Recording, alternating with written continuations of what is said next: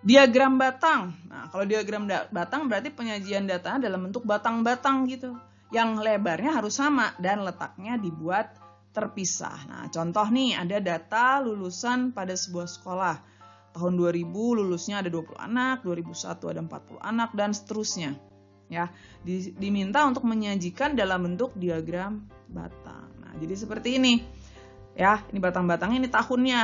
Yang mendatarnya tahun, yang vertikalnya, yang tegaknya itu banyak lulusan. Nah, ini skalanya harus sama ya. Jadi kalau setiap garis ini mau dibikin 20 ya berarti 20, 20, 20, 20 terus. Ya. Nah, sekarang kita lihat tahun 2000 ada 20, maka lurusannya sama angka 20-nya. Lalu ada jarak. Terus 2001 40. 2002 50. Nah, 50 itu berarti tengah-tengahnya 40 dan 60. Ya. 2003 ada 70, berarti pertengahan antara 60 dan 80. Terakhir tahun 2004 ada 100 ya. Ini enggak harus 20 ya, bisa 10 10 10 juga boleh, tapi berarti nanti diagramnya akan lebih panjang ya, tinggi, lebih ke atas gitu.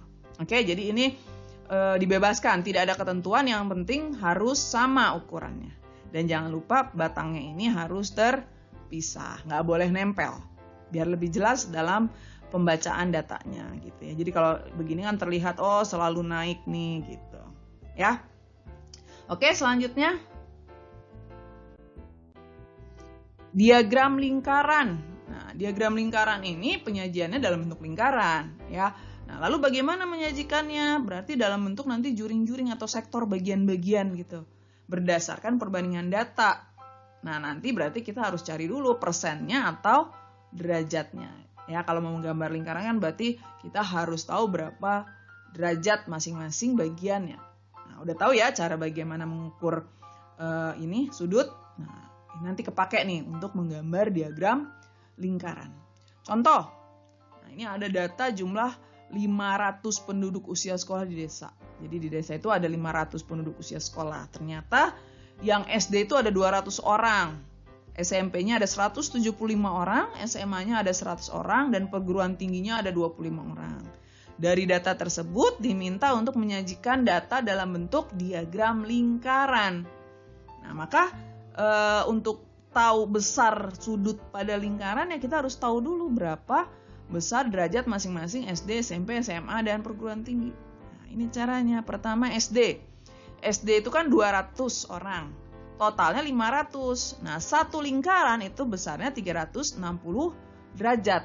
Maka besar sudut dari SD, bagian SD adalah 200 per 500 dikali 360 derajat, yaitu 144 derajat.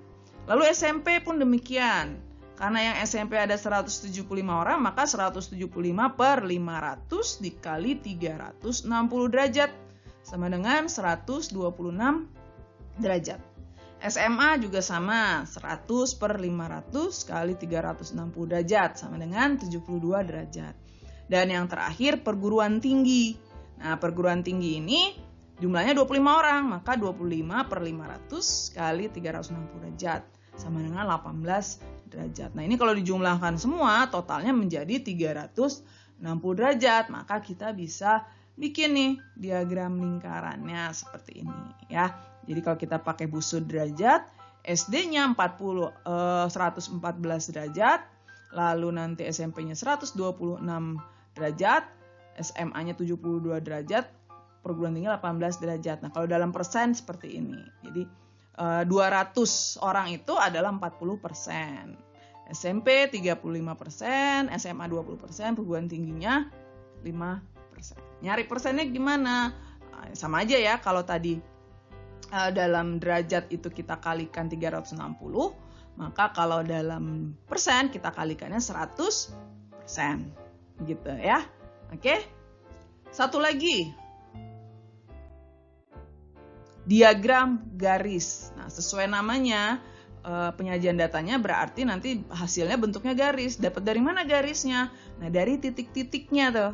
Ya, jadi dari data-data tadi kita bikin titik lalu dihubungkan sehingga membentuk suatu garis. Nah, contohnya seperti ini. Data berat badan di kelas 7A. Yang berat badannya 40 kg ada 6 anak. 41 kg ada 12 anak, dan seterusnya. Nah, diminta untuk menyajikan dalam bentuk diagram garis.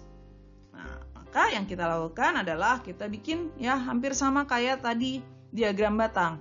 Ya, berat badannya kita tulis, lalu banyaknya siswa kita tentukan ya. Ini juga boleh bebas ya, mau satuan atau dua seperti ini boleh.